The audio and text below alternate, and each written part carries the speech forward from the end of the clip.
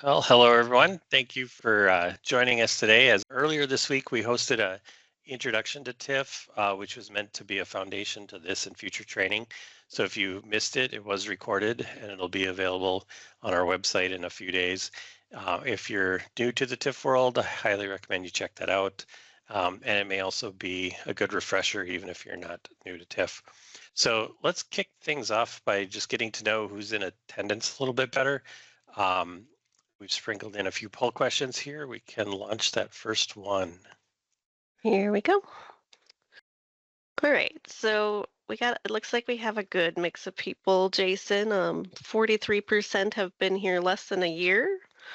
And then about a quarter of the people have been here for more than 8 years, and then, everything in between. So, Okay, very good. Yeah. So for some of you that have worked with TIFF for a long time, this might largely be a review, although we did incorporate some recent law changes, and we'll talk about those.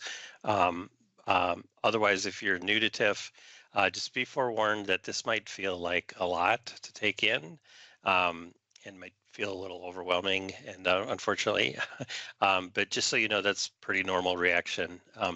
Kind of takes being around TIFF a little bit and hearing it a few times for things to really sink in.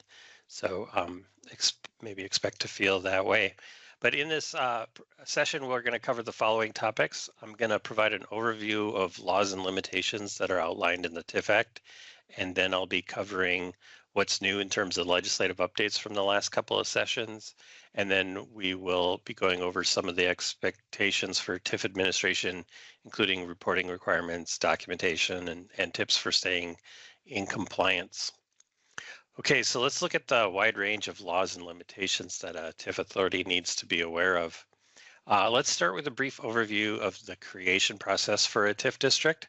We do have a separate 25-minute video on this subject that we posted in October of 2022, so maybe many of you haven't seen that. So if you're at the point where you want more detail about how to create TIF districts, please check that out. But the process of creating a TIF district starts with drafting a TIF plan. And there are many requirements regarding a TIF plan that are covered in that other video, as well in a statement of position regarding TIF plans on our website. Then that plan must be given to the county and the school district in order to give them an opportunity to provide comments and feedback. This must occur at least 30 days prior to a public hearing, which must be held after public notice, where the public can provide input and feedback on the proposed district. And after that hearing, then the municipality may approve the TIF plan. And to complete the process, a request for certification of the district is made to the county auditor, who certifies the original value and gets it all set up in the tax system. And then copies of the plan must be submitted to the Department of Revenue and to our office, along with a plan submission form that we'll talk about later. To expand a bit on the approval process, if the authority is an HRA, EDA, or a port authority, it must also be approved by the municipality itself. The plan may be approved only after a public hearing and publishing a notice in a newspaper of general circulation in the municipality at least once in the period 10 to 30 days prior to the hearing. The published notice must include a map of the district and the project area.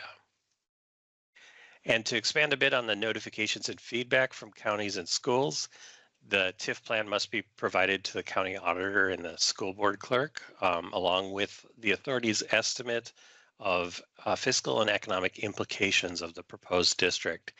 And so those fiscal and economic implications of the district include an estimate of the increment to be generated over the life of the district, along with the shares of that are attributable to the county and school district levies, a description of the probable impact on city provided services, public infrastructure, and the ability to issue debt as affected by the issuance of any general obligation TIF bonds, and any additional information that might be requested by the county or the school district.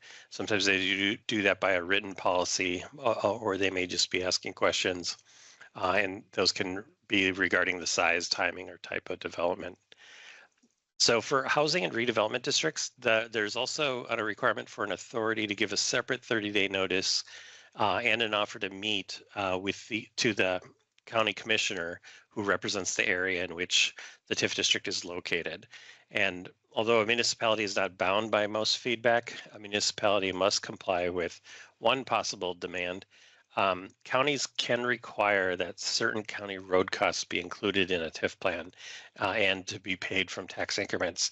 This is fairly uncommon. I think we've only seen it a couple times that we're sure of, but they have a 45-day period to assert this option, which, by the way, creates a weird timing problem because you only have to give them 30-day notice. But so giving a 45-day notice maybe before approving the district might save you from having to redo it. And speaking of county requirements, although this isn't really part of the comment and feedback process, needed a spot to slide it in. Just be aware that a county can also bill a TIF authority for their TIF administration costs of like setting up the district in the property tax system and all the calculations and everything that they do. So some increment might be needed to pay those county administrative costs. All right, next I'd like to highlight some important dates that are key for both identifying districts and determining how certain provisions and limitations in the TIF Act apply to a district. So the approval date is when the municipality approved the district as opposed to the HRA or EDA or Port Authority. And it's the benchmark for approving, it's the benchmark for a provision that allows an election to delay first receipt of increment and for provision that identifies which building permits for prior planned improvements must be provided when you're requesting certification. And you can learn more about both of those things in that video on creating districts. It's also at one point was used to determine some duration limits, but I think that was a long time ago. So I think most or all of those districts are no longer active. The certification request date is the date that the authority makes the request to the county auditor to certify a district. And you might think, well, why would that be an important date? But it determines relative to June 30th, June 30th cutoff date, which year's values get used to set the original value. And it's also actually often used as the effective date for new laws. So for example, a new law might apply to districts with a request for certification date on or after such and such a date. And it's also a timing date for a few other provisions that we're not going to detail here. But the point is that the date you make the request is actually an important date to record and keep track of. The certification date then, which is when the county actually certifies the original value of the district, that's an important date that serves as the benchmark date for numerous other TIF provisions like the 4-year knockdown rule, the 5- and 6-year rules, and several other provisions that we'll discuss soon. The date that the first receipt of increment occurs also determines the required decertification date under statutory maximum duration limits.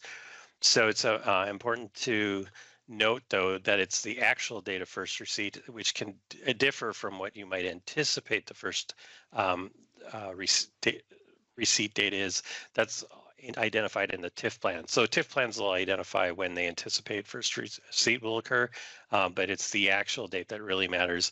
And I took a look recently at 2019 data to see how accurate authorities are at guessing when increment's going to start. And only 62% anticipated correctly. 26% ended up receiving increment later than they anticipated, and 11% actually received increment earlier than they had anticipated.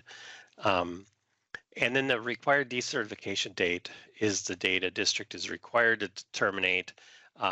It might be the statutory date, the statutory maximum, or it might be an earlier date that's set in the TIF plan if the city chose to set a shorter duration limit. But you should also understand that this is just the kind of the maximum date, and if an early decertification might be required by the 6-year rule, as we'll talk about later. So this is just a maximum date to track. And again, because this is based on actual first receipt and not on anticipated, make sure you update your tracking of that date once first receipt of increment actually occurs. Let's now look at a couple of important definitions before we start getting into all the limitations. Starting with the definition of tax increment. In the introduction to TIF webinar, we noted that tax increment is the property tax paid on captured value, and that might include the share of any property tax credit reimbursements. But there are other related revenues that are also defined as tax increment. Sales and lease proceeds are also defined as tax increment to the extent that the property was purchased with TIF. Interest and investment earnings on balances of tax increments are defined as tax increment. Principal and interest received from any loans or advances of tax increment dollars are also retain their tax increment status. And similarly, repayments of tax increment dollars pursuant to any agreements also retain tax increment status. I believe these definitions were meant for the sake of all taxing entities to ensure that tax increment dollars would not get converted to unrestricted revenues. Like, for example, an authority couldn't just buy and sell a piece of property and then say that the sale proceeds weren't tax increments and they were free of all restrictions. So just know that those would retain their kind of tax increment restriction status. So it's also required and fundamentally important that tax increment revenues be segregated from other funds. This is required to ensure that tax increments are spent in compliance with the TIF Act. And there are a couple of footnotes here that I call out. TIF calculations can also produce something called excess taxes or excess TIF. You might see that on a settlement distribution form from a county, something labeled as that. Just note that that's not actually tax increment. Without getting too sidetracked here, tax increments can't be generated by increasing tax rates. They can only be generated by increasing value. So taxes that are generated on captured value caused by increased rates actually get designated as excess TIF taxes and are just extra revenues that get sent to each of the jurisdictions. They're not part of the tax increment. And also, unfortunately, the labeling of excess taxes sounds very similar to excess increment, but excess increment is a different concept we'll talk about later on. And then the second note here is that with many of the limits on tax increment financing, like pooling limits and admin limits that are based on a percentage of increments, they're often just based on the property taxes that are distributed by the county, like the TIF credit reimbursements and the actual taxes generated. They don't include these other types of expanded things that are defined as tax increment. So that's a detail to pay attention to. And one other definition that is in the TIF Act that's noteworthy is the term bonds. The TIF Act defines bonds to include obligations other than what you might normally think of as a regular bond. So it includes refunding bonds, pay-go notes, interfund loans, and similar obligations. So if you see restrictions regarding bonds, be aware that it might not just be referring to kind of what you commonly think of as a bond, but it might also be referring to these other things. So for example, in the TIF plan, when you're required to provide an estimate of bonded indebtedness, that should include the amount of pay-go notes and interfund loans. And that's something a lot of people miss. All right, now turning finally to the limitations in the TIF Act. The most basic rule regarding tax increment is that it must be used in accordance with the TIF plan. And that's to pay principal and interest on bonds, to finance or pay costs pursuant to the underlying development acts that authorize projects and the use of TIF, and to pay administrative expenses. So increment for a district cannot be used for unrelated activities. As I mentioned in discussing important dates, there are maximum statutory duration limits on the number of years of tax increment collection that vary by district type. So redevelopment and housing districts can collect 26 years of increment. Economic development districts are limited to 9 years, and it's 16 years for renewal and renovation districts and 21 years for soil condition districts. An authority may specify, as I mentioned earlier, a shorter maximum duration in the TIF plan, or you might just choose to decertify early to be able to get the value on the tax rolls earlier. And early decertification is something that might be required, as we'll talk about when we get to the 6-year rule. The use of tax increment to pay administrative expenses is limited by the TIF Act to 10% of the lesser of the total estimated TIF expenditures authorized in the TIF plan, or the total tax increments collected from taxes paid on captured value. And note that that first measure is slightly different for older districts. And the second measure was clarified in 2023 to be net of the return of increment amounts, certain increments. So there was some clarification there. Compliance with this limitation is evaluated at the end of the life of a district, like upon decertification. And it's common actually for administrative expenses early in a district to be exceeding that 10%, but they just must be within that limit by decertifications.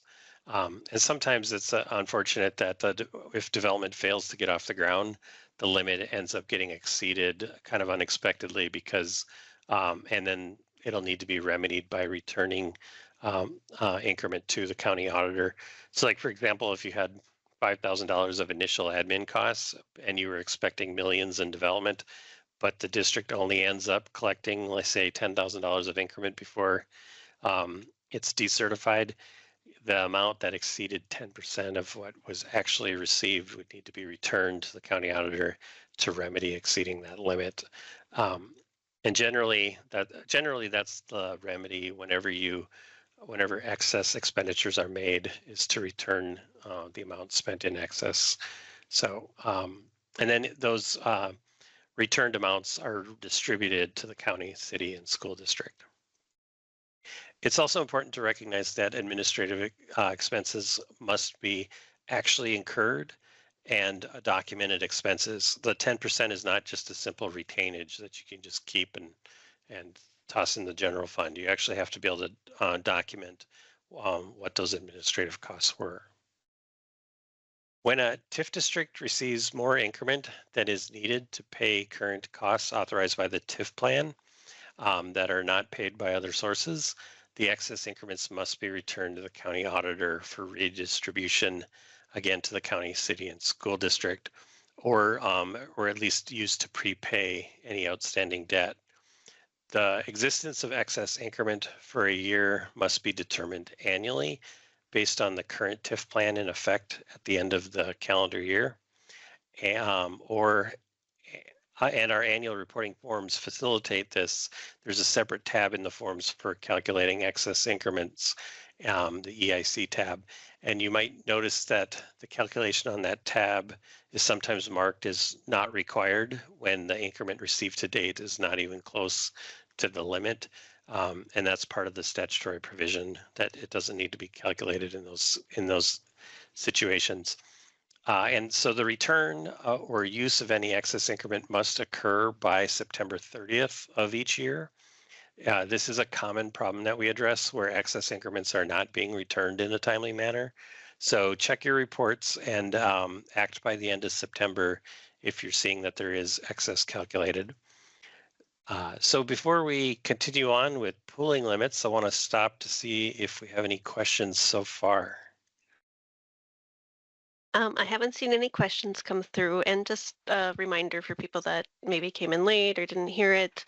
If you do have any questions, you can put them in the chat panel, or you can email us, and one of our staff is monitoring the email as well. So, Okay, very good. Well, let's keep going here then. One of the most significant topics in TIF is pooling. Pooling is a term that refers to the use of increment outside the boundaries of a TIF district, but within the project area. And administrative costs, which don't really kind of have a location, are generally defined as out-district pooling expenditures that have to fit within pooling limits. So for redevelopment districts, at least 75% of increment must be used within the TIF district, and up to 25% may be pooled and spent elsewhere in the project area. All other districts have a pooling limit of 20%, although for housing districts, pooling is a non-issue because qualifying housing expenditures are generally defined as in-district wherever they're located. So pooling really isn't an issue for housing districts. The overall pooling limit, like the admin limit, is evaluated at the end of the life of a TIF district. There's a provision that allows pooling of an additional 10% if it's used for certain affordable housing. And we often call this 2D pooling because it's contained in subdivision 2, paragraph D of the pooling statute. This option must be elected in the TIF plan. And although pooling normally occurs outside a district and in the project area, these housing expenditures can be for activities that are outside of the project area. They're permitted notwithstanding the district type limitations. And the housing that may be assisted must meet certain federal requirements in the Internal Revenue Code or be owner occupied and meet the income limits that are set in the TIF Act. So, and if all of a TIF district's pooling other than admin costs are for this kind of qualified housing, including, the normal 20 to 25% that's allowed, if everything is pooled for this kind of housing, then the TIF Act allows in those cases that the admin costs can be treated as if they're in district, which allows you to even more fully maximize 30 or 35% to be used for that housing. One critical provision to understand is the 5-year rule. So in addition to the core locational aspect of pooling, the 5-year rule provision adds a timing element as to what is considered in-district or out-district expenditures. Increment that is spent on activities in the district are only considered in-district expenditures when they're spent within the first 5 years or they're used to pay a bond or obligation that financed costs that were incurred in the first 5 years, or they're spent for certain housing purposes. So therefore, new uses after the first 5 years after certification are considered out-district pooling expenditures, even if they're for activities that are physically located in the district. And the intention behind this timing parameter is to prevent expanding the scope of expenditures beyond the originally planned activities. One of the concerns in the early history of TIF in Minnesota was that TIF districts were being held open for their maximum term to fund all kinds of activities beyond the scope of what the TIF district was initially created for. So now those kind of so-called expansions have to be able to fit within the pooling limit in order to be used. So let's look at an example just to illustrate this. Here's a project. In this example, the project area is the area that's outlined in blue, and the TIF district is the smaller area that's outlined in gold. Say in year 1, a bond is issued that finances the acquisition and demolition of 2 parcels and some right-of-way. This is in-district activity. And then we'll say in year 2, a second bond is issued to finance some utility and street work. The portion that is located in the district is in-district activity, but the portion outside the TIF district represents out-district pooling expenditures. And then say in year 7, the authority says, hey, we got a traffic signal that we want to fund, and that's in the district. Because of the 5-year rule, this will be an out-district pooling expenditure, not based on where it's located, but based on the timing, because it comes after that 5 years. It's a new expenditure after the first 5 years. So that would have to fit within the pooling limit. Okay, so then let's talk about the 6-year rule, which follows upon the 5-year rule and provides an early decertification requirement, as well as now a requirement to remove parcels under certain circumstances. This rule had previously had an annual limitation on pooling that started in year 6, but that prior requirement has now been eliminated. That was eliminated in 2003 when the parcel requirement was added. And we'll talk more about this when we get to the what's new section. The 6-year rule provides that a district must be decertified when the product of the applicable in-district percentage, so that's like the 75 or 80%, multiplied by the cumulative revenues derived from tax increments paid through the end of the calendar year, equals or exceeds an amount sufficient to pay in-district costs and obligations, excluding pay-as-you-go notes or pay-go notes. And this exclusion of PAYGO notes might sound weird at first. And if all you have in a TIF district is a PAYGO note, essentially this formula is going to require decertification right away in year 6. But the formula is just the initial piece of this rule. And the rule also provides that the decertification requirement is deferred until the end of the remaining term of the last outstanding in-district PAYGO note. So to better understand this, let's note the differences between bonds and loans versus PAYGO notes. Bonds and interfund loans are paid from increments from the district as a whole, whereas a pay-as-you-go or PAYGO note is generally only payable from the tax increments associated with specific parcels, not necessarily the whole district, and only as the taxes on those parcels are paid each year. So let's look at an example if the rule had ignored this nuance and just required decertification when in-district increments equaled all in-district obligations. So say a district had $150,000 worth of obligations that included a $100,000 bond, $20,000 loan, and a $30,000 PAYGO note. If let's say you get to year 15 and you've reached $150,000 now of in-district increment that you've collected. All right, I looked away. So at this point, the bond and loan may be paid.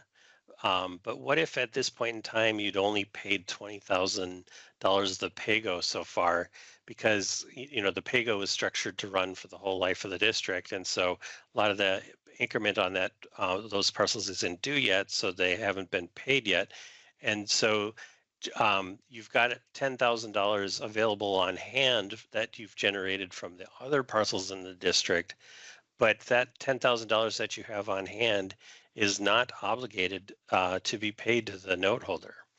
And so if the rule were set up this way, you would have a situation where the district would have to be decertified, which would end the stream of increments, and then the PAYGO note holder wouldn't get their full reimbursement of all their costs, because the presence of other increments that weren't due to the PAYGO note holder caused the district to be decertified. So that's why the rule is set up a little the way it is, where it says at first ignore PAYGOs, but then allows a deferral for PAYGO notes. Sorry, that's what I just discussed there. The parcel removal requirement is also related to this distinction between PAYGO notes and other obligations. Once the initial clause triggers decertification, all parcels that no longer have their increment pledged or subject to a PAYGO note or to any other in-district obligation must be removed. Or there's an allowance that if they're not removed, then the increments from those parcels must be used to prepay an in-district obligation. So, your PAYGO note would maybe have to allow for those kind of prepayments, and a lot of times they don't. So in the prior example, this might stop those other parcels from having generated that extra $10,000 that couldn't be used for anything. And we've seen districts actually with like 50 plus parcels that have a PAYGO note on just a few parcels, and they end up amassing in-district increment, over the life of a district that can't be used for any purpose.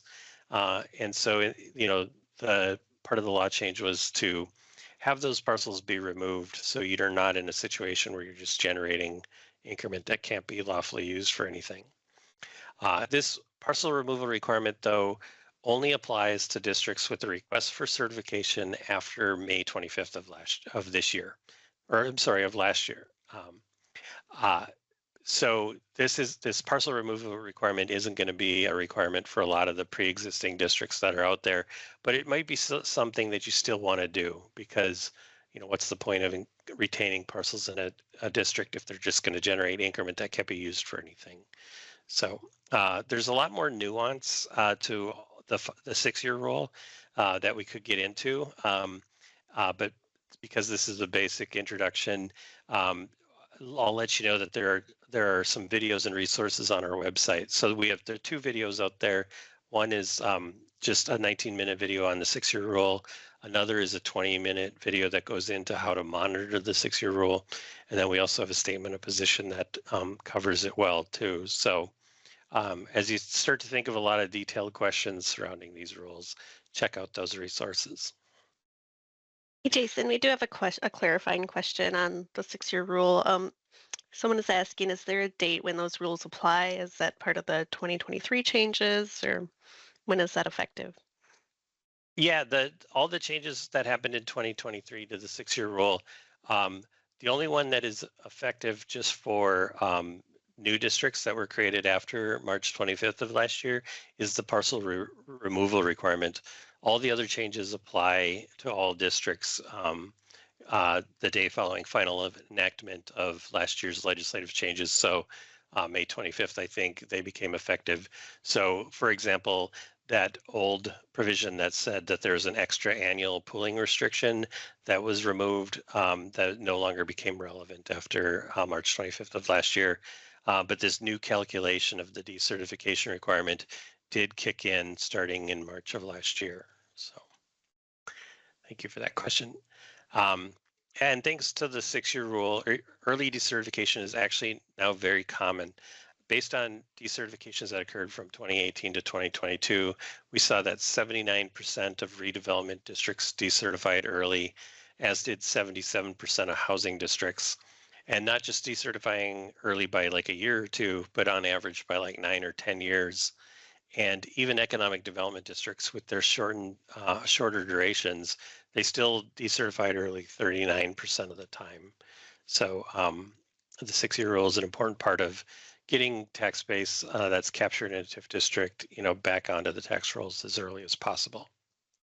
Okay, I know this section is kind of a lot, so do we have any other questions that have come in? No, just that one. Okay, very good.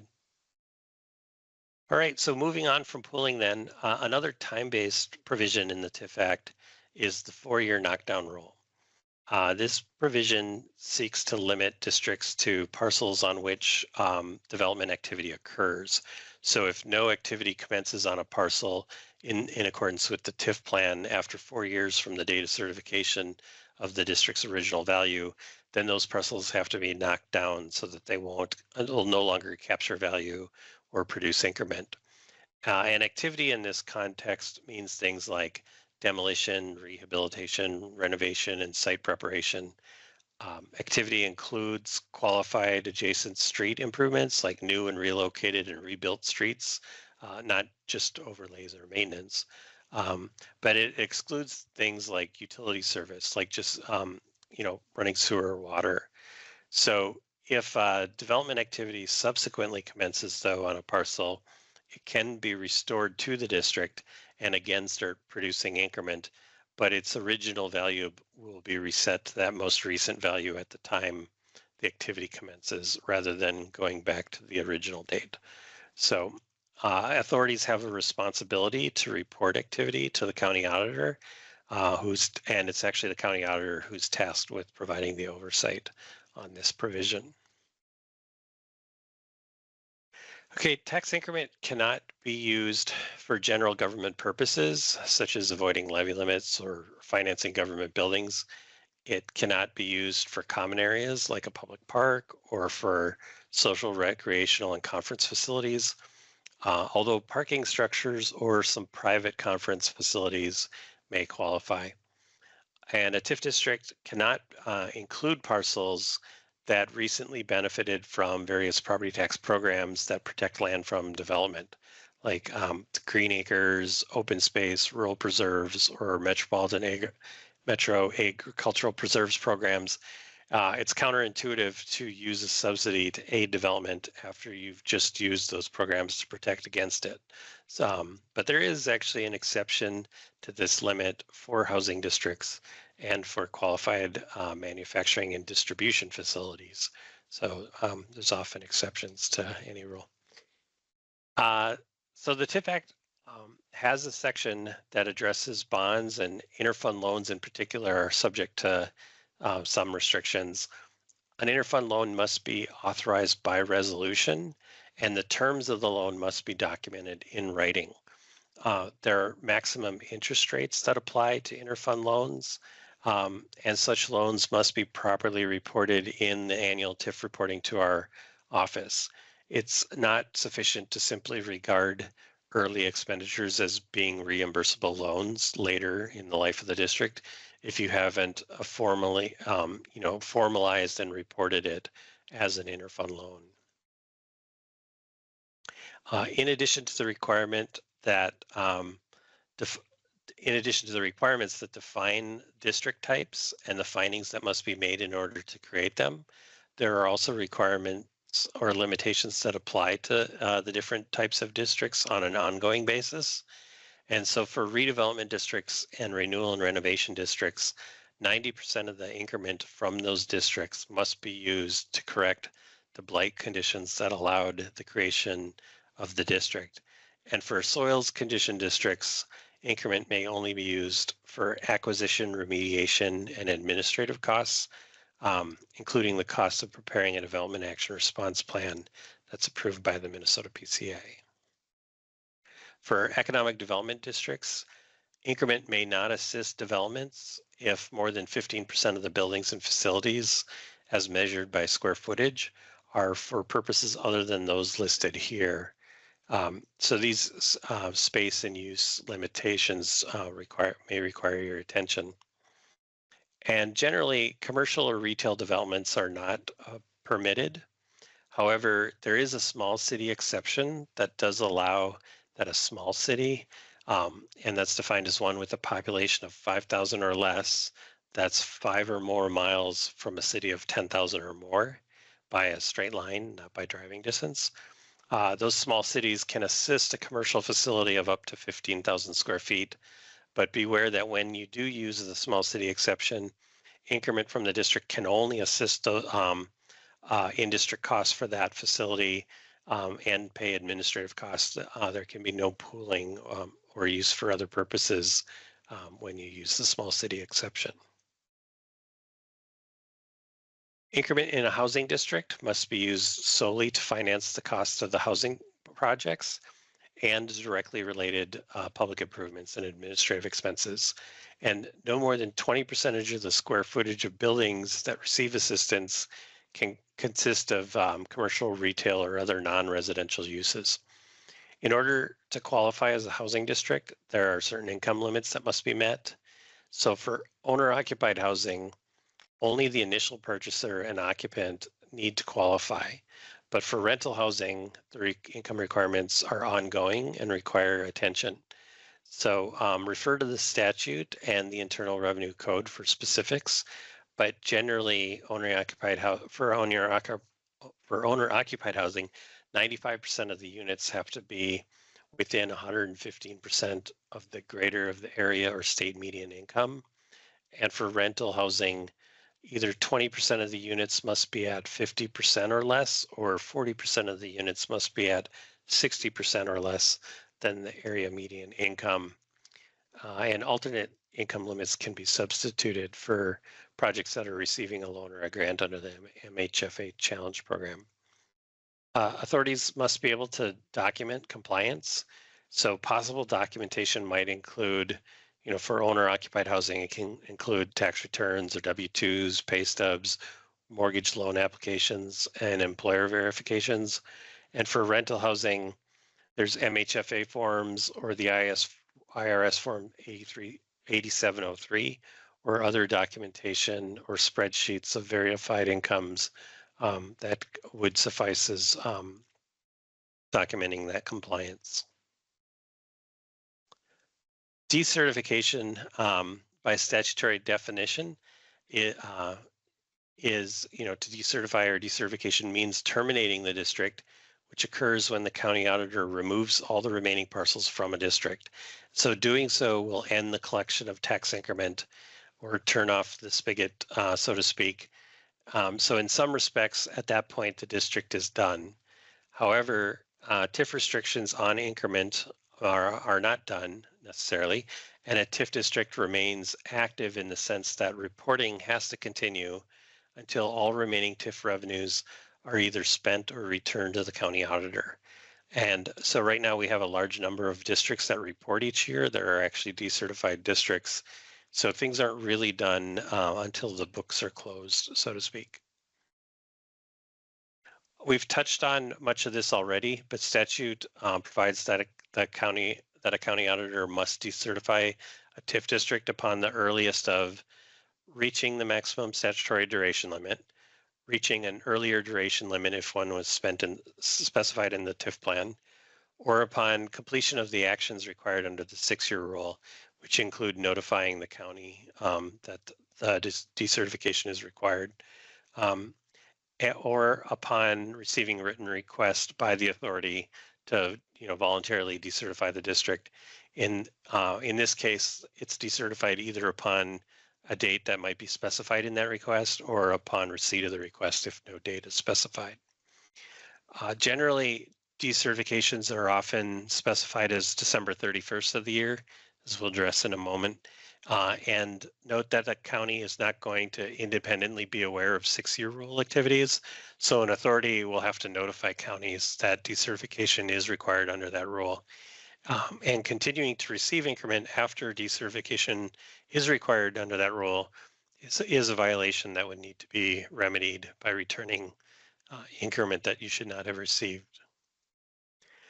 As noted earlier, when looking at maximum duration limits, be sure to distinguish from the anticipated required decertification dates that might have been identified in the TIF plan versus the actual limits, which are based on the actual receipt of when increment collection began. And increments from taxes payable in a year that a TIF district terminates end up getting paid to the authority. And so that's why it's kind of practical to consider December 31st as the decertification date, because the authority is going to get the full increment for that year. Delinquent property taxes received by the county after decertification are not to be distributed as tax increment. There's an exception if their non-payment had caused an obligation to which increment was pledged to either go unpaid or to have to be paid from other sources. In those cases, the authority could provide the county auditor with a notice and sufficient information that they would need to receive any subsequent delinquent taxes. All right, there are additional details and topics that we aren't covering in this webinar, although I think we've hit all the major stuff. So because of this and because requirements change over time, obtaining legal and professional advice from knowledgeable advisors is a good idea when you're making use of tax increment financing. And with that background, let's see if we've got any questions here. Nope, I haven't seen any additional questions. Okay. We got another poll question we can launch here too, as people are maybe thinking of any questions. Okay. So I've launched the poll question, and the question is, which of the following rules may require a TIF district to decertify? The 4-year rule, the 5-year rule, the 6-year rule, or all of the above? And I'll give a few seconds for you to think about that and get your responses in. All right. So no one thought that it was the 4 or 5-year rule. 40% thought it was the 6-year rule, and the majority thought it was all of the above. Okay, well, the correct answer is just the 6-year rule. I can see how people think that it might be all of them, because the 4-year rule does involve removing parcels, and potentially if there hadn't been any activity on any of the parcels, that kind of removes everything. But the 5-year rule just helps determine what's in district and out district, and the 4-year rule might only be removing certain parcels. So as far as rules that require the early decertification, that is just the 6-year rule would be the correct answer. But I think I track why people might think the other answer was correct. So, all right. Well, as we turn now to the next section, let's take a look at what's new in terms of all of the laws and limitations that we talked about. So there were legislative changes in 2023, and in fact, there were a lot of them. And so please please note that we do have a separate webinar recording. We did a webinar last fall on the 2023 changes to the TIF Act. So if you want more information about them, that would be a good video to take in if you haven't already. Our office had actually proposed a bunch of changes in 3 different areas. So those included administrative expenses, pooling laws, violation statutes, and the violation statutes. And then there's a few other changes in special laws that were enacted. So for administrative expenses, the definition in prior law had defined administrative expenses as being all expenditures other than, and then it listed some development activities. And that approach left room for ambiguity. And so the new law now identifies both a non-exhaustive list of what is and what is not considered an administrative expense. So perhaps the most substantive clarification was to explicitly identify that any usual and customary maintenance and operating costs of properties that you may have purchased with tax increment, any of those normal operating costs or reserves for repairs and insurance costs, those are treated as administrative costs. And these kind of costs are usually paid, from lease proceeds, that's kind of the most appropriate source to pay those costs. And since lease proceeds are considered tax increment, it just needed some definition as to whether it was admin costs or not. But by clarifying that these are admin costs, there was some concern that they could be significant enough to consume the entire admin limit and not leave room for other typical administrative expenses. So that we also enacted an exception to the administrative limit for the portion of these costs that are paid with lease proceeds. This has led to some new lines on the project cost tab. You may have noticed that if you're working on reporting. And the administrative limit calculation was also clarified as to how to treat returns of increment for certain types of returned increment, which the law was previously silent on.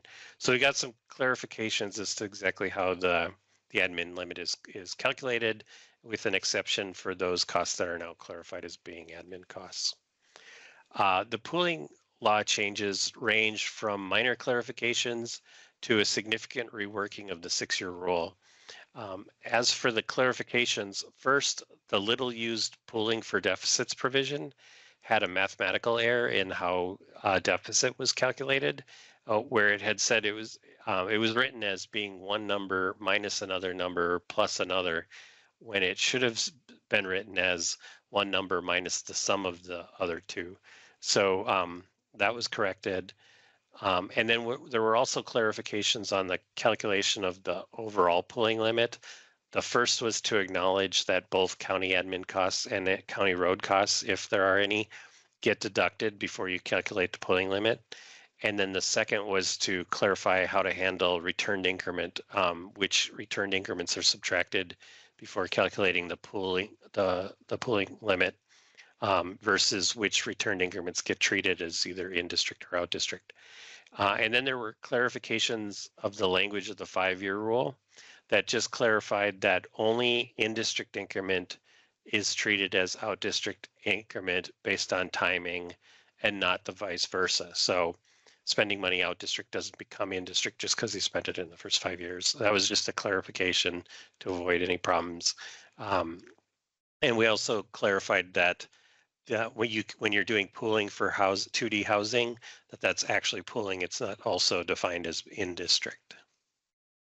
So the reworking of the 6-year rule, as we've seen already, included the elimination of the extra annual pooling limit that began in year 6. There was a clarification of language requiring the decertification so that it's now based on that formula, and a clarification of how PAYGO notes would be treated under the rule. And then we saw the new requirements to remove parcels that are no longer subject to outstanding obligations. There was also some grandfathering of pre-existing bonds for if someone had issued a bond just for pooled expenditures, those might be grandfathered. Various clarifications of terms and calculations, some greater specification of the procedures and timing, an attempt to address the availability of making sure that the availability of increment for 2D housing isn't impaired by the new specification. And as I mentioned last August, we posted 2 new videos on the website. So we pointed those out earlier. So make sure you check out those. And we also accompanied that with an Excel tracking tool that is also posted on our website. That might be a good resource for helping you monitor compliance with the 6-year rule as it's been sort of restructured. So. All right, with regard to the violation statute, there were some largely technical clarifications that were needed just to avoid possible confusion rather than making any substantive changes. So there's an obsolete sentence that was deleted that seemed to assume, counter to actual practice and conventions, that counties would be monitoring the 6-year rule and there would never be any distributions after the required decertification under that rule. So deleting that just removed some ambiguity. And then the language that requires increment to be withheld when you don't submit your reporting, that previously used to be more complicated than it has been for many, many years now. And so the language in statute had been overly complicated, and we just simplified that language in the statute. So it's just a little easier to read, and you don't have to wonder why it's written so confusing. And then the statute that involves remedying expenditures made in violation of the TIF Act had only referenced the main section of the TIF Act that had most of the expenditure limits. But there are actually some expenditure limits that are kind of hiding in other sections of the TIF Act. So we just broadened that reference. So it included the whole TIF Act and applies to all expenditures in violations of limits. So that was just another clarification. And then outside of these 3 areas, we also added a definition of pay-as-you-go contract and notes. Mostly to just kind of help with the 6-year rule changes, but also because one had been lacking. And we also made a small change to the reporting requirements so that we only need to collect the year of first receipt of increment rather than statute tells us to collect the month and year.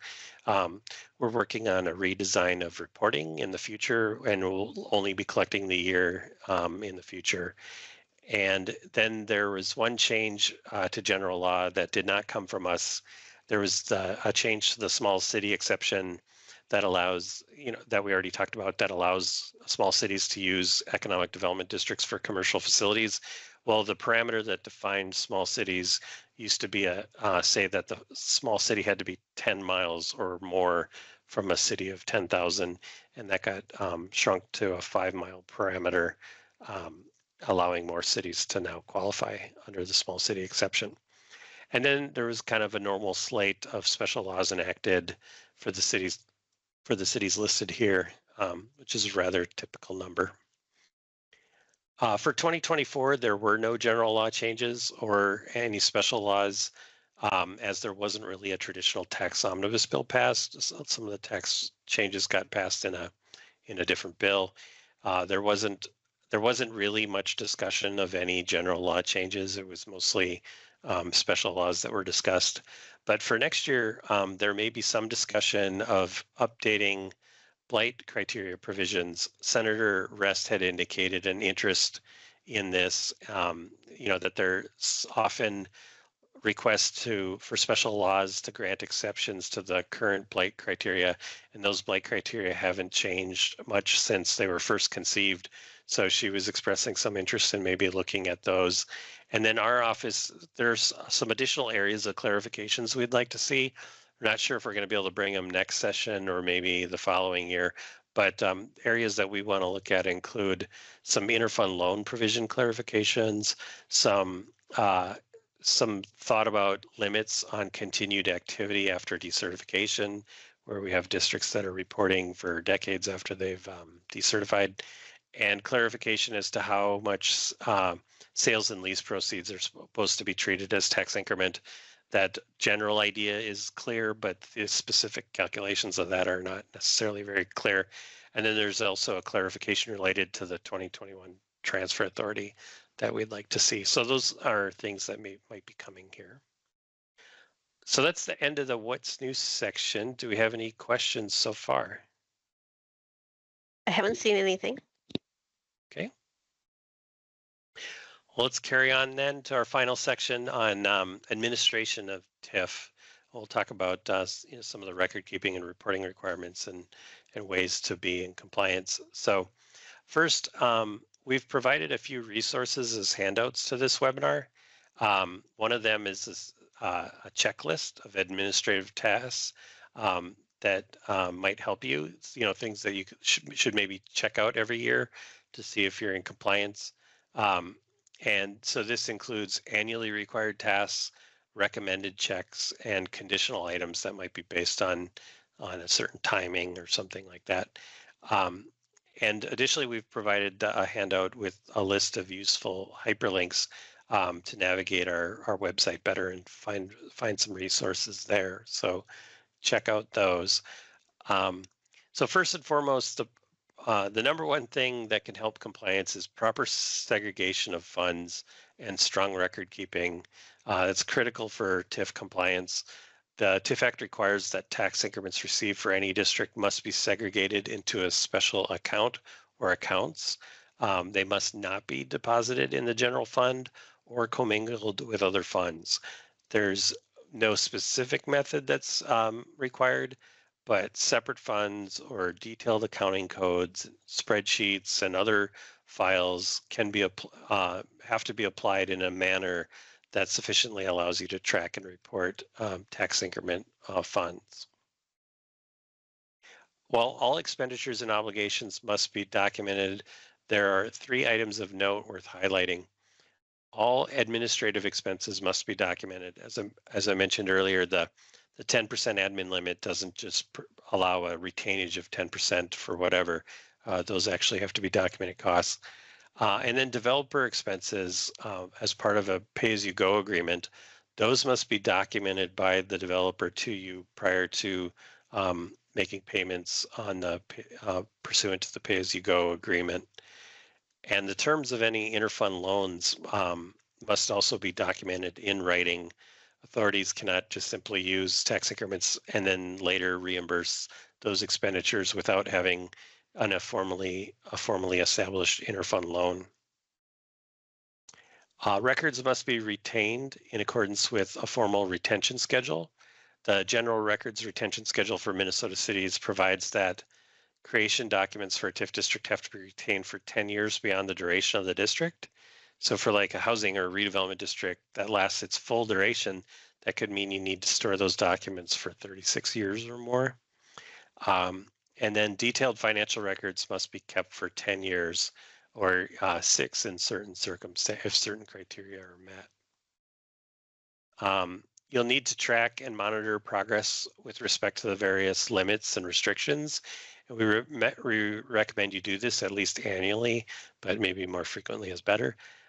This is where the checklist I talked about earlier might be handy. And you'll need to be alert to nuances when monitoring the admin expense limit, duration limits, and staying within the authorized expenditures that the TIF plan specifies so that you can recognize when to take appropriate action. It's also very important to track in-district and out-district increments and expenditures. An authority is well advised to keep its own spreadsheets that explicitly distinguish between balance of poolable increments versus balances that are required to be spent in district. Make sure you have a firm understanding of the 5-year rules provisions regarding what is considered in district and out district. Pay attention to how the 6-year rules early decertification requirement, how that's working, and to the parcel removal requirement going forward. And finally, make sure to monitor the overall pooling limit. Again, that's 25% for redevelopment districts and 20% for others. but there's also that possibility for an extra 10% for housing if it's in your TIF plan. A few more activities to not overlook include you must return or use appropriately any excess increment by September 30th of each year, and you must send the county evidence of parcel activity by February 1st of the 5th year after certification in accordance with the 4-year rule. And in addition, make sure to respond to any inquiries from our office to help resolve potential questions and concerns in a timely manner. It's a good practice to routinely monitor TIF plans and agreements. Doing so will help you stay within limitations and identify any necessary or possible modifications in a timely manner. You should also review the terms of pay-as-you-go agreements on a regular basis to help avoid overpayments after the term ends. We've seen that several times actually, where people get in the habit of making payments on a pay-go agreement year after year and don't realize that the agreement has expired. They end up making overpayments on those pay-go notes. And that's a huge mess to clean up. You don't want that headache. So again, it's if you're regularly reviewing the terms of your notes and agreements, it'll help you cease when you're supposed to, and might help you identify like any prepayment opportunities or defaults by the developer or things like that. Likewise, monitor your bond payment schedules and the terms of interfund loans to help ensure that payments are proceeding as anticipated. In particular, it's important to ensure that interfund loan interest rate limits are being identified and that interest is applied accordingly. We sometimes see interfund loans being treated as secondary to all the other obligations, which may very well be fine. But it seems that authorities can often be slow to make payments on those loans when doing so would be appropriate. And so regular reviews are always just a good idea to make sure that you're keeping up with all of your obligations. So next I'm going to talk about reporting requirements to the OSA, but before I do, just want to check again to see if there's any questions that have come up. Nope, not as of yet. Okay. All right. Hopefully all this is making perfect sense, right?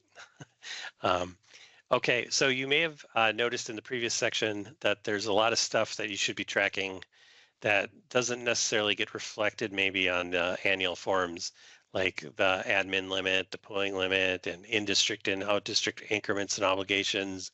All that really isn't being,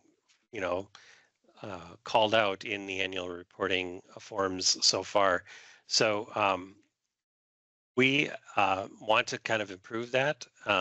We want to see if our forms can better help authorities tracking some of these important things. So we've kind of launched a redesign project. We sent word of that out this week on Tuesday. So we're looking at redesigning the forms. We're looking for feedback on an initial design that we came up with by September 20th. But we're not targeting implementation until 2025 forms that will be due in 2026. So it's not something that's coming right away. And we very well may make changes to this initial version, but we'd like to get your feedback on this initial design draft and get your thoughts on that so we can make more effective reporting forms for both of us in the future. Most OSA forms are found and submitted through our state auditor form entry system, or SAFES. For TIF districts, this includes TIF plan collection forms for new and modified districts, the TIF annual reporting forms, and pooled debt forms. And we're also going to be talking about certification request supplements and the confirmation of decertified district forms a bit later. Those are on our website and not found in SAFES.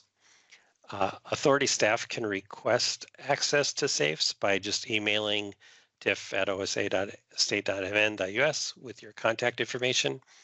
And if you have third-party representatives like consultants and advisors that you want to be able to access and submit forms for you, you must complete a SAFES authorization form, and those go year by year, and access is terminated at the end of each calendar year, or whenever you request them to be canceled. So this is a screenshot of the login page for SAFES. If you need help, you can see that there is a training video. There's FAQs that you can refer to, and then there's contact links for each of the divisions in the State Auditor's Office. And this is also where you can find a link to that user authorization form that I mentioned if you have consultants that you want to authorize to access your forms. Again, we have a separate video about TIF plans and creating TIF districts, so I'm not going to go too deep into that again here, but I did want to point out that the procedure for filing a new TIF plan with our office, according to statute, TIF plans must be submitted to the OSA within 60 days after the latest of the following activities. The date of the filing of the request for certification with the TIF district, that's usually going to be the latest date, or the approval date of the TIF plan by the authority, or the adoption of the plan by the authority. And although you do have 60 days then to after the request to file the plan with our office, the sooner you can do that, the better, even if you haven't even requested certification yet. This just helps get that record established in our databases, and we review those plans as they come in, and once in a while we can actually catch technical errors or missing information and help you get that stuff straightened out quickly. So it's always good to just send it to us as early as you can. We need a TIF plan collection form for modifications as well for any change to a TIF district, whether it's an administrative change or whether it's a big change that it required the full approval process. Certain changes require that full process. Some changes can be done just administratively. And when submitting, SAFES allows you to attach or you can attach or send the plan and all the supporting documents, but you need to compile it into a single document to attach and submit it through SAFES. So we'll see the process here. This is a screenshot of the Forms tab when you're logged into SAFE. And in order to file a new plan, you click to make sure that you're on the TIF subtab and the current year. And then you can press down the download form link next to the TIF plan collection form for new districts label that's under the authority header. If you're sending us a modification of an existing district, there are separate TIF plan collection forms for modified district for each of the districts. So you can download that form and fill that out.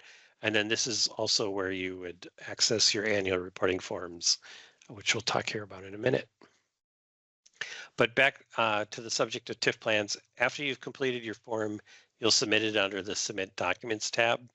And when you upload the TIF plan form in its original Excel format, you'll be asked to provide an attachment, and that's where you'll attach the TIF plan as a PDF.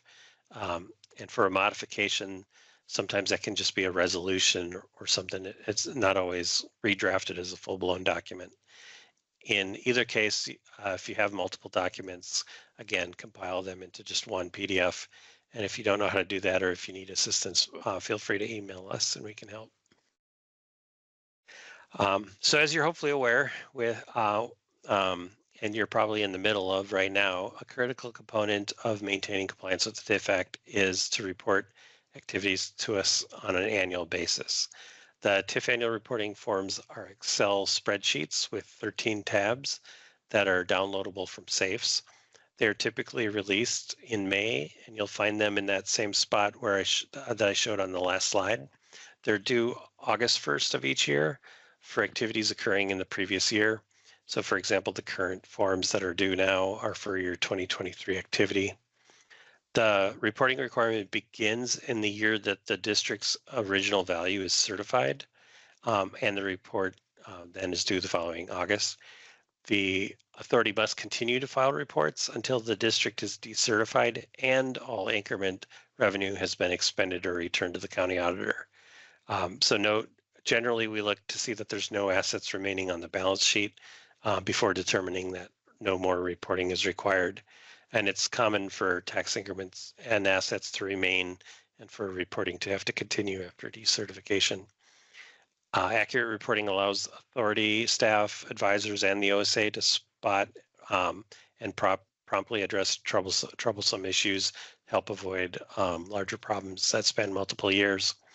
We have several different resources to help you complete the annual reporting form, including the instruction document. We highly recommend you refer to that, especially if you have questions about a particular line item.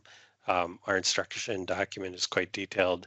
And then we also have a video series that walks through how to complete the different tabs of the forms.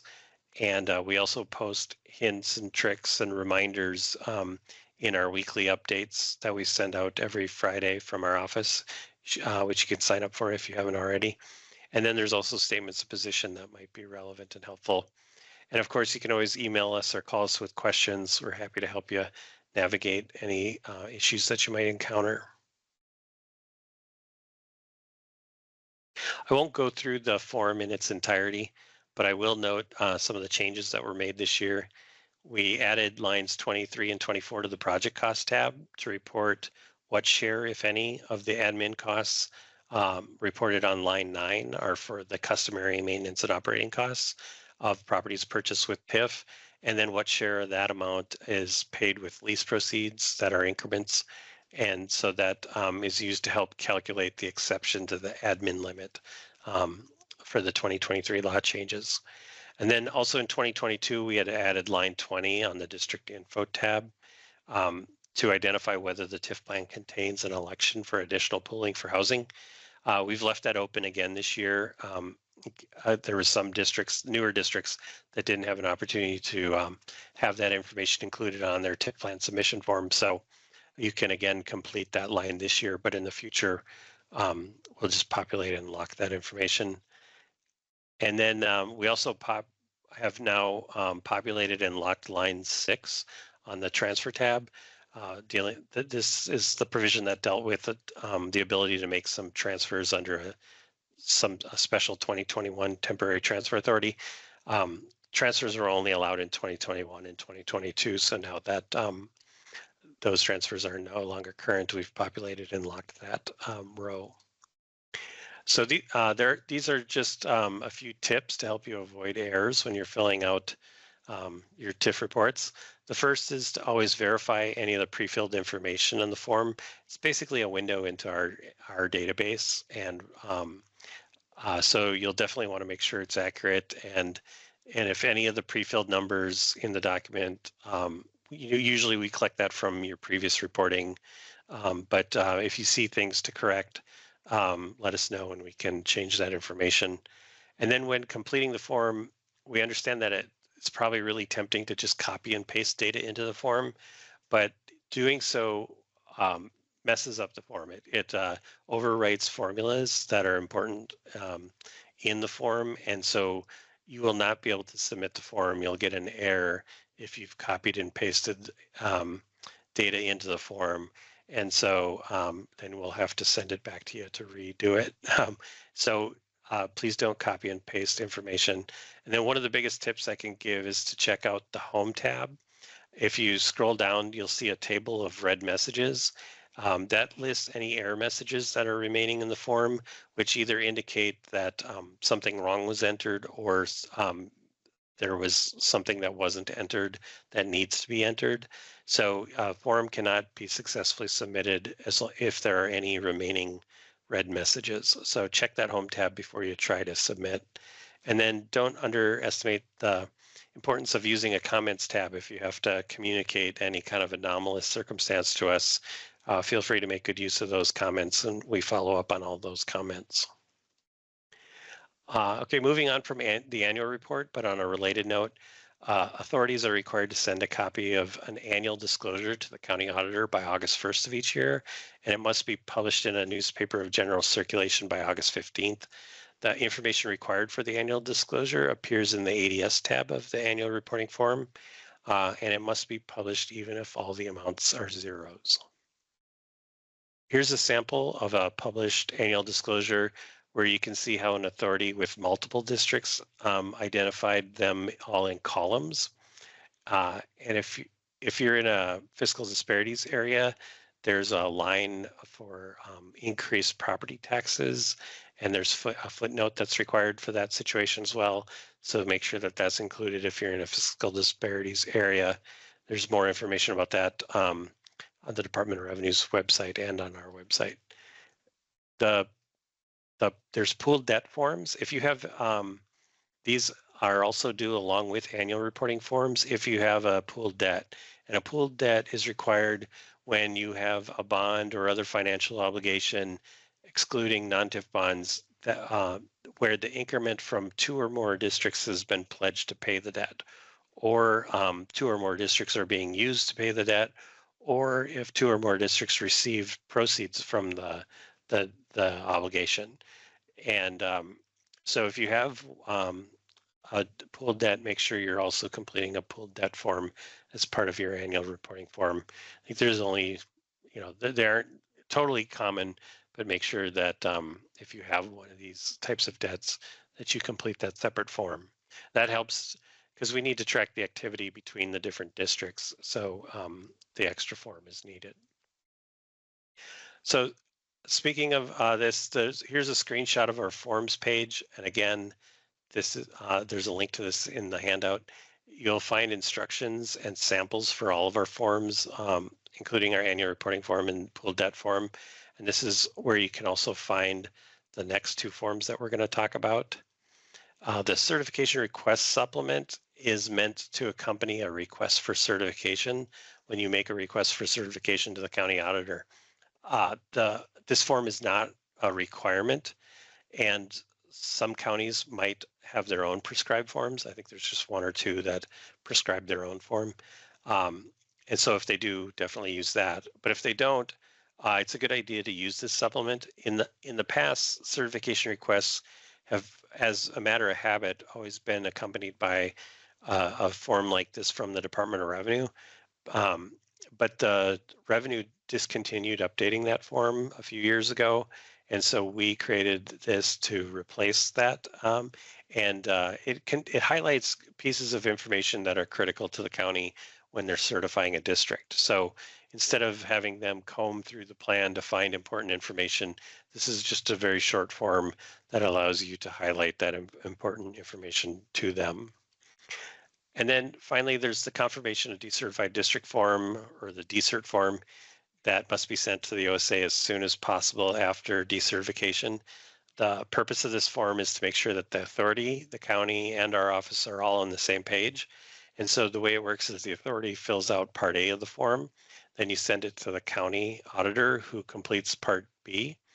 And please make sure you're not leaving the important section in the middle with any blanks. That's the information that the county is supposed to be verifying. And then ultimately, it's the authority's responsibility to make sure that a copy of the form, as it's been completed by both the authority and the county, is sent to our office. A lot of times the county will send it to us too, but they don't always do that. So make sure you send us a copy when you get your completed form back from the county. For an early decertification, in addition to this form, please attach a copy of the resolution that was used to decertify the district. And there are times when a county has to decertify a district due to reaching the maximum statutory duration limit. So we don't need a resolution in that case because there probably wasn't one. But if a district is decertifying early, please provide a copy of the decertification resolution. Okay, before wrapping up and getting to some final thoughts, do we have any questions?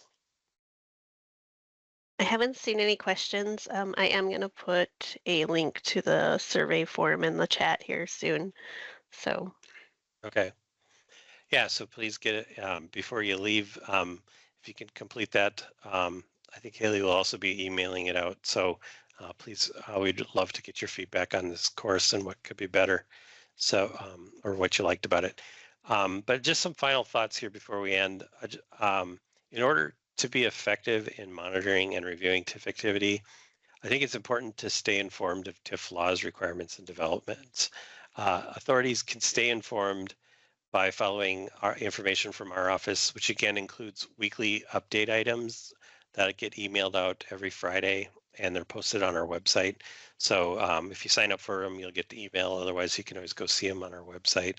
We also post articles on different TIF topics, statements of positions, different training videos, and then these annual webinar sessions.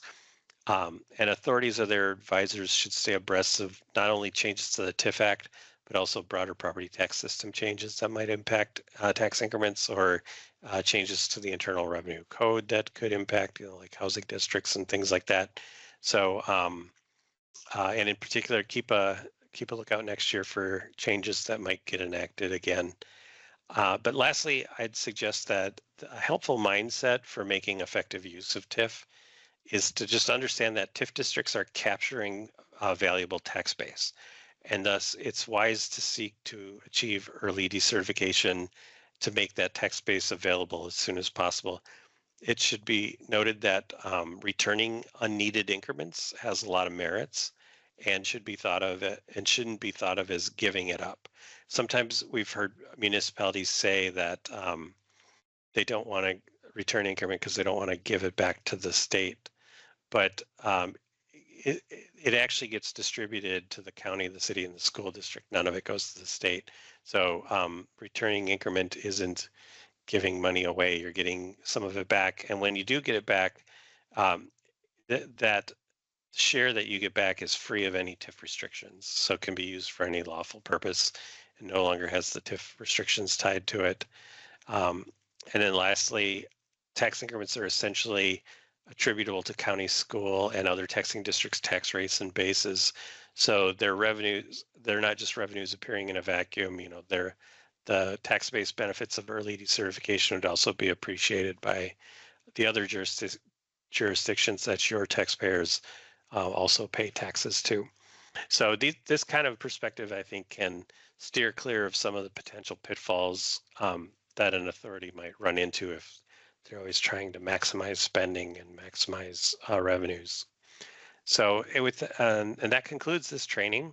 We'll stick around here for a little bit to answer any questions that you might have. But if you need to go, thank you for joining us. And again, please complete that evaluation survey. We would very much appreciate it. And feel free to follow up later if new questions arise. So otherwise, thank you for joining us and have a great day.